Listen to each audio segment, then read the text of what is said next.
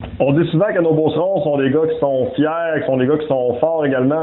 Puis écoute, je pense qu'on tient ça peut-être un petit peu même de nos ancêtres. Là. Écoute, c'est un peu de nos souches. Puis en fin de semaine dernière, je suis allé du côté d'Inverness, j'ai découvert un homme fort, bien que chez nous, un gars de Saint-Georges, un gars qui m'a vraiment impressionné. C'est la première fois que je le voyais performer. Puis je vous le dis, là, le meilleur est vraiment à venir pour lui, c'est Martin Réaume. Salut Martin, comment ça va? Bonjour, ça va très bien et toi? Ça va bien, Martin? Écoute, la première question qui me vient en tête, étais-tu un gars sportif étant jeune? Étais-tu un gars qui aimait ça forcer? Étais-tu un gars qui aimait ça essayer de démontrer un petit peu aux autres? Écoute, je suis capable, puis il n'y a rien qui me laisse vraiment me faire impressionner. Je suis capable de soulever à peu près n'importe quoi.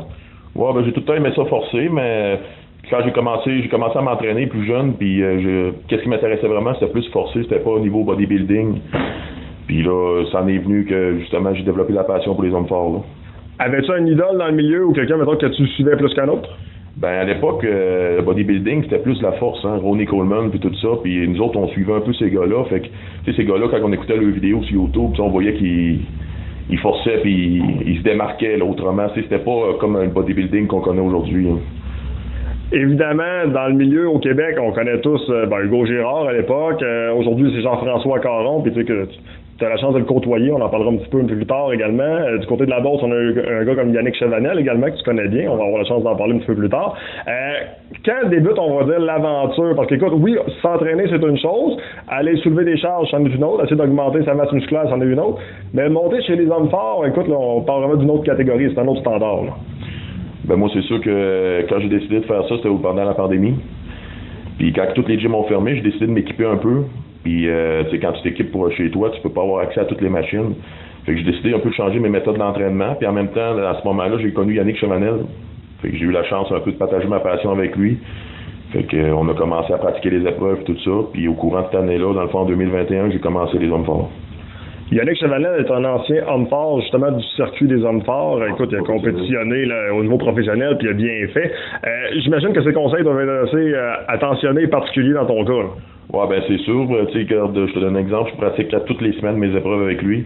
Puis on se parle pratiquement tous les jours ensemble. Puis c'est un ami, puis en même temps, un bon coach pour moi, là. La pandémie, dans ton cas, ça a été une bonne affaire, en réalité, parce qu'écoute, ça t'a permis justement de te concentrer sur toi-même. T'avais rien d'autre à faire, en parenthèse, de pas t'entraîner ou presque. Ouais, c'est ça. Fait que j'ai développé les hommes forts, puis justement, j'avais accès au garage chez mon père. Fait que je me suis équipé en homme fort, j'ai décidé de commencer ça. Puis au travers des branches, j'avais vu que Maxime Boudreau avait commencé le coaching en ligne. Fait que j'ai commencé à me faire coacher par lui. Puis au courant de cet été-là, en 2021, j'ai fait ma première compétition. Puis ça a donné que le circuit était fermé, amateur. Fait qu'il fallait faire une qualification en ligne. Puis moi, je l'avais fait, mais je n'avais pas envoyé mes vidéos. Je me disais, je fais peut-être bien pas assez fort, tout ça. Puis finalement, l'organisateur m'a dit d'y aller quand même. Puis j'avais fini 3e au Québec. Wow! Fait que, écoute, première compétition, tu finis 3e au Québec après quelques mois d'entraînement. Écoute, j'imagine le coup de pied dans le cul que ça prenait pour continuer puis foncer plus loin, hein? Ouais, mais là, c'est là que j'ai ouvert la machine. Puis là, cet hiver-là, je me suis rééquipé encore plus chez moi. Puis j'ai passé l'hiver avec Yannick puis tout ça. Puis je me suis monté mes bases, surtout l'hiver, nous autres, les hommes forts, on focus sur nos bases, là. C'est deadlift, squat, on fait un peu moins d'épreuves. Puis là, aussitôt que le printemps a commencé, mettons, je te dirais mars-avril, j'ai embarqué les épreuves. Là, j'ai commencé ma vraie saison d'homme fort. En 2022, ça, c'est ma première saison que j'ai faite amateur. Ça leur ressemblait à quoi cette première édition-là? Puis écoute, je connais un petit peu le parcours parce que pour devenir professionnel, il faut que tu gagnes. T'as pas le choix, ça passe par là. Mais raconte-nous un petit peu ton année 2022, comment ça s'est passé. Ben, ma première compétition, je me mettais beaucoup de pression parce que j'avais quand même fini 3e l'année d'avant. Puis chez moi, je performais quand même bien. Puis je me mettais beaucoup de pression. Mais il y a un problème, il y a une chose que j'avais pas la capacité de gérer le stress. Ma première compétition était vraiment dure, puis j'ai terminé j'ai terminé la compétition dans les derniers, puis j'ai trouvé ça difficile pour mon orgueil personnel et tout ça. Fait que là, je me suis repris en main, j'ai pratiqué mes épreuves, j'ai été plus humble, je me suis dit, garde, j'y vais j'ai géré mon stress, puis tranquillement, pas vite, au courant de l'été, je me suis classé, c'est des points, je me suis classé pour les provinciaux. Puis après ça, je me suis rendu c'est les provinciaux, c'était à Waterloo. J'ai fini 1er au Québec. Puis après ça, je me suis classé pour les Canadiens. Puis les Canadiens étaient en octobre, j'ai fini 3e. Fait que, puis en terminant 1er au Québec, ça m'a donné la chance de performer au Warner Classic en 2023. à Columbus. Puis aussi, en finissant 3e au Canada, ça va me donner la chance de performer au officiel Strongman Game en décembre qui s'en vient. Wow! Puis aussi, en terminant 3e au Canada, ça m'a donné la chance de pouvoir cet été performer avec l'équipe à Jean-François Caron, le Circuit Homme Fort.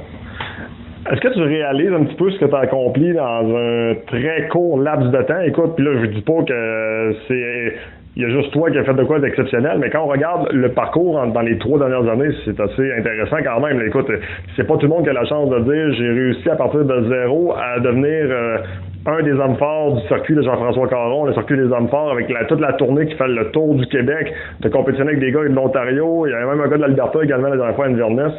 C'est gros, là. Est-ce que tu le réalises?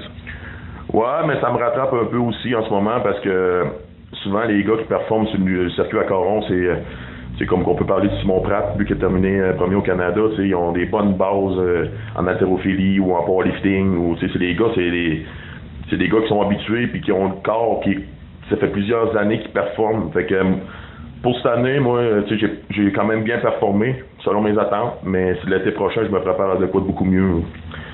Selon toi, lorsque tu as commencé, tes épreuves dans lesquelles tu étais le plus à l'aise, puis aujourd'hui, est-ce que ça a changé ou c'est encore, on va dire, les mêmes épreuves? Y a-t-il une épreuve que tu préfères? Parle-nous un petit peu justement des compétitions, quoi ça a l'air? Ben, moi, une de mes épreuves que j'aime bien, c'est les pierres de la classe. OK. Ben là, tu vois que toi, t'es venu à Inverness, t'as des pierres naturelles. Oui. Mais avant, mettons, je te parle, dans la dernière année, moi, c'était beaucoup overhead, tout ce qui touchait log, circus dumbbell. J'étais extrêmement fort, mais je me suis blessé à une épaule. Puis ça a été juste dernièrement, dans le dernier mois, que j'ai réussi à trouver quelqu'un qui a réussi à me débloquer l'épaule. Fait que là, j'ai recommencé à performer, puis tu sais, je recommence à pouvoir en faire, puis monter à des charges peut-être acceptables. Mais ça m'a permis de travailler plus sur mes faiblesses un peu. Fait que j'ai focusé plus sur mon deadlift, ou j'ai focusé plus sur des épreuves que j'aurais peut-être moins travaillé, parce que ma force était de rendre une faiblesse. Mais tu vois, j'ai l'intention de cet hiver tout corriger ça puis pouvoir arriver en forme pour l'été prochain. Tu sais, moi, je regardais les épreuves l'autre jour, puis j'étais impressionné autant que ce soit le soulevé de la voiture avec le nombre de répétitions, que ce soit de lever un dumbbell de 200 livres dans les airs. Écoute, il y avait les marteaux. Écoute, moi, j'étais impressionné. 30 secondes, ça a l'air comme facile, entre parenthèses, mais quand tu te rends compte qu'un gars comme Mike Saunders, qui est rendu comme à la retraite, entre parenthèses, de ce circuit-là, mais qui performe dans les 50 ans et plus, fait des 43 secondes, que Jean-François Caron fait 46 secondes sans forcer.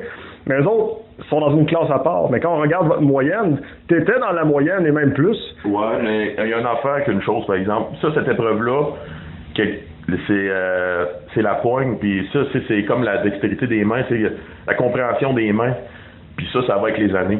Tu peux pas dire, je vais être fort, dans un mois, je focus là-dessus, je vais être fort. C'est sûr qu'il y a des équipements pour travailler ça, mais c'est vraiment avec le temps qu'on développe une compréhension des mains très forte. Parle-nous un petit peu, écoute, on va parler un petit peu de ta shape. Pour quelqu'un, on va y aller avec des chiffres un peu. Là. Grandeur, grosseur, ça ressemble à quoi? Je veux savoir combien tu manges dans une journée, ton alimentation. Je veux savoir les charges les plus pesantes que tu es capable de soulever. Donne-nous un peu le chiffre. Là. Moi, tu vois, là, dans ces temps-ci, je suis quand même à un poids acceptable. Là. Je suis à 320 livres. Je suis à 6 pieds 2. C'est comme côté nutrition, c'est sûr que dans les hommes forts, on compte pas vraiment les calories. Là.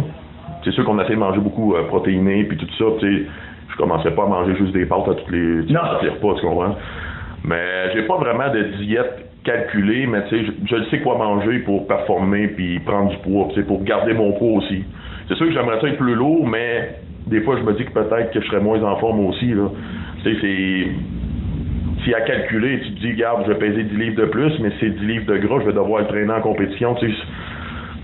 Ben c'est sûr que ça, à ce point de vue-là, ça va bien. À part de ça, les charges, tu vois, avant de me blesser à mon épaule, j'ai déjà fait un circus dumbbell à 235 livres. Wow. Après ça, ma log press aussi, j'étais quand même solide. J'ai déjà fait une log à 350 livres à 3 répétitions. Soulevé de terre, ça c'est une de mes faiblesses que je veux corriger justement pendant la saison morte cet hiver parce que moi j'ai jamais eu de base de powerlifting pis ça, pis comme tu vois, j'ai commencé les hommes forts là 2 ans, puis l'année d'avant j'avais commencé à forcer un peu plus, tu sais, powerlifting pis ça, j'ai commencé puis là 3 ans un deadlift de bien 400 livres. OK. Là, je frôle peut-être bien le 700 livres à 2 répétitions, peut-être bien 3 répétitions maximum. Fait que ça, c'est un de mes points faibles. Le squat aussi, tu sais, ça va quand même bien, mais en montant ces bases-là, je vais pouvoir performer beaucoup plus. Fait que pour toi, la saison morte risque d'être quand même relativement payante avec toute ton équipe là, avec Yannick Chevanel, tes autres entraîneurs, Studio Santé Gym également qui est dans le processus. Là. Ouais. C'est une belle équipe. Ça a l'air de rien, ça se passe individuel, mais il y a une grosse équipe à l'arrière de tout ça. Là. Ouais, c'est sûr que je vais en profiter pour monter toutes mes faiblesses, puis pratiquer qu'est-ce que je dois pratiquer pour performer l'été prochain. Là. Tu sais, je suis content aussi, puis cette saison, j'ai pris ça un peu comme de l'expérience. C'est comme les poignées d'Hercule, c'est la première fois que j'en faisais. Les roches naturelles, c'est la première fois que j'en faisais. Fait que l'été prochain, je vais arriver, puis je vais être pas mal plus prêt. Là. Je regardais votre entourage, puis moi, c'est ce qui me fait toujours triper des hommes forts. Vous êtes tous un contre l'autre, mais on dirait une gang de chums, toute la gang, tout le monde s'encourage, tout le monde se pousse dans le fond.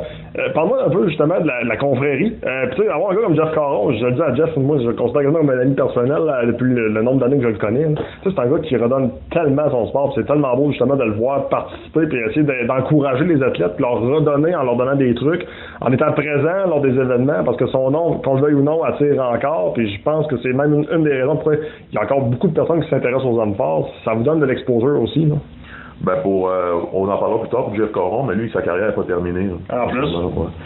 Ben, moi, je trouve que c'est vraiment le fun parce que moi, je compare les hommes forts, c'est pas comme la boxe ou les arts martiaux pis tout ça, où tu fais ta performance, puis là, on s'encourage tous, même si on sait que la personne peut nous battre parce que c'est des performances personnelles. T'sais, on se dépasse personnellement. À chaque épreuve, on se dépasse, puis on essaye d'être meilleur. Fait que tu peux pas dire, il n'y a pas de chance là-dedans. Là. Tu sais, ça va être... moi, j'aime ça parce que tu sais, tout le monde s'encourage, tout le monde est là, puis souvent, avant la compétition ou quand on est à l'extérieur, on va manger ensemble. Tu sais, c'est une belle gang. Moi, j'aime bien ça. C'est sûr que là, c'est ma première saison. Les gars, je les connais pas tous très bien, là, mais tu sais, moi, je considère ça comme un peu une grande famille. Là. Jean-François, justement, on en a glissé un mot. C'est vrai que sa carrière n'a pas terminé. Il y a eu une grosse blessure. Moi, de le voir marcher, déjà, pourtant, j'étais impressionné. De le voir faire 2-3 petites performances également du côté d'Inverness, c'était impressionnant de le voir. Mais de voir, justement, qu'il va retourner en compétition puis encore démontrer que tout est possible. C'est beau à voir. Hein. C'est inspirant. Bon, oui, c'est sûr que moi, c'est un de mes idoles, là, Jean-François. Là, puis, tu sais, on peut penser peut-être que sa carrière était terminée, mais en ce moment, Jean-François se prépare pour l'officiel Strongman Game en décembre et tout ça. Puis moi, je crois qu'il va très bien performer dans les 40 ans et plus. Là.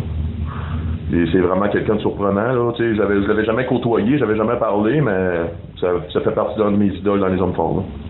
Comment tu vois ton avenir? Moi, je pense que ton avenir est assez florissant. Écoute, t'es pas dans les derniers. Je veux dire, tu réussis à compétitionner et à te défendre quand même relativement bien déjà dans ta première année.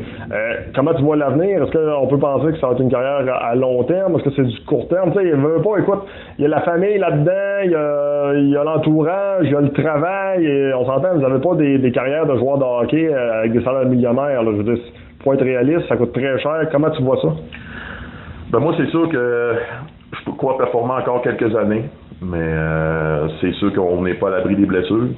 Puis comme tu dis, avec le travail puis tout ça, puis la vie personnelle, à un moment donné, on vient à un stade que faut peut-être se dire, regarde, j'ai fait mon bout de chemin, mais comme c'est là, moi je pense pas avoir terminé. Là. Puis mon corps est en santé, je suis en santé, puis je vais continuer tant que je peux. Là. Et du côté de la famille, l'appui est présent? Oui, c'est sûr que oui, mais je me fie pas sur l'appui des autres pour performer. Tu sais, je me motive plus moi-même parce que les hommes forts, c'est pas tant un sport qui est reconnu ou que le monde encourage beaucoup. Puis c'est pas comme le hockey. C'est quelqu'un qui va jouer au hockey, toute la famille, puis tout le monde connaît ça. Tu sais, juste exemple, tu pourrais demander à Saint-Georges-de-Beauce, moi, Martin, homme fort professionnel, mais la plupart du monde ne sauront même pas c'est quoi, ou ils vont encore parler d'Hugo Gérard quand ça fait 20 ans qu'il compétitionne plus, tu comprends? Ouais. Ben, écoute, j'ai pas la prétention de dire que je vais te présenter à toute la planète au grand complet, mais si je réussis à présenter qui est Martin Guillaume, la personne et l'athlète, à un minimum de personnes à Saint-Georges-de-Beauce puis dans toute la Beauce, pour montrer à quel point on peut être fier d'avoir un athlète comme toi ici, ben j'aurais gagné une bonne partie du marché. Ouais, merci, c'est vraiment apprécié, puis en même temps, ça pourrait peut-être ouvrir la porte, parce que là, en ce moment, quand je compétitionnais amateur, tout ça, ça allait bien, mais là, en tombant comme là, avec les compétitions que j'ai, tout ça, c'est sûr que je me cherchais peut-être bien quelques commanditaires. Là. Si les gens veulent te commanditer ou qui veulent t'approcher pour essayer de t'aider dans ta carrière, comment on fait? Ben, c'est ceux qui peuvent communiquer avec moi sur Facebook ou Instagram, c'est sûr, ou en personne. Mais souvent, je côtoie beaucoup de personnes. Là, je vais au studio gym ou des fois, je vais encore au cardio gym. Là. Fait que, pour toi, c'est quand même relativement facile à te côtoyer. Écoute, t'es quelqu'un d'assez public également. C'est pas un problème de te rencontrer. Après les événements aussi, rencontrer Martin, aller prendre des photos avec lui, il est super gentil, super sympathique. Moi, j'ai eu la chance de te côtoyer justement lors du dernier événement avec toute la petite famille. C'est un bel événement, il y avait 600 personnes à cet événement-là, puis écoute, il y en a d'autres belles compétitions qui s'amènent pour toi. Peut-être en terminant, juste nous dévoiler qu'est-ce qui s'en vient là, dans les prochaines semaines, prochains mois. Là. Ben tu vois, cette fin de semaine, je compétis au Nouveau-Brunswick. Après ça, je prends 2 semaines de repos. Puis, tu sais que je vais me calmer un peu, mettons, côté force, tout ça. Puis après ça, je recommence une préparation pour l'officiel Strongman Game en décembre. C'est sûr que là-bas, c'est les Olympiques des hommes forts, là. Je crois pas. Tu sais, je crois à mes performances, tout ça, mais j'irai pas là faire un top 3 ou un podium, tu sais. Mais je veux performer, puis je veux montrer qu'est-ce que je suis capable de faire là-bas, là. Puis en même temps, c'est une expérience de vie, comme j'ai eu la chance aussi d'aller au Arnold Classic à Columbus. C'est de voyager, de voir d'autres cultures, de voir du monde performer aussi. Puis souvent, comme je te donne un exemple, là-bas, quand que je vais aller en décembre justement au officiel Strongman Game, je vais avoir la chance de voir plusieurs de mes idoles, tu sais, des hommes forts ou des gens que je peux voir sur Instagram ou que tu vois performer, là, tu peux les voir en personne. Martin Réaume, félicitations, c'est que le début. Écoute, le futur va sûrement être très brillant pour toi, puis on a juste hâte de suivre le beau bout de chemin que tu es en train d'ouvrir un grand coup de pied dans la porte. Ouais, merci beaucoup, c'est apprécié.